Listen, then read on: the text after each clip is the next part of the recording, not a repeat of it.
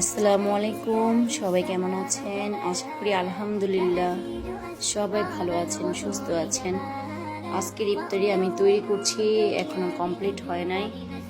আমি ট্যাংয়ের শরবত এটা করেছি। এটা হচ্ছে আনারস, আপনার কমলা দিয়ে আনারস, সাথে কমলা দিয়েছি লেবু আর হচ্ছে আনারস, এটা দিয়ে জুস করেছি। এটা হচ্ছে লাচ্ছি, এটা হচ্ছে লাচ্ছি তৈরি করেছি।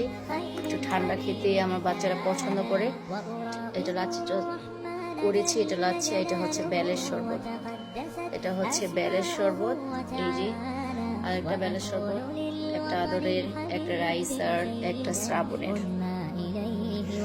এখন করেছি ছোলা, সাথে আছে আলুর চপ, বেগুনি, ডিমের চপ, কলা, আপেল আমরা নিয়েছি। এখন ছুরি দিয়ে কেটে নিব সব। সাথে আছে আরো ট্যাং।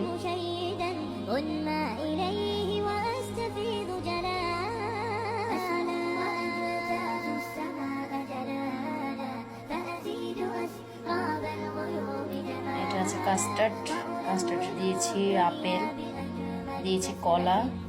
আমি কাস্টার্ডের জন্য আরো আপেল কেটে নিয়েছি। আপেল যেন কালো না হয় তাই চিনির পানিতে দিয়েছি। চিনির পানিতে রাখলে আপেলগুলো কালো হয় না। এখানে আরো কাস্টার্ড আছে, আমরা তৈরি করব।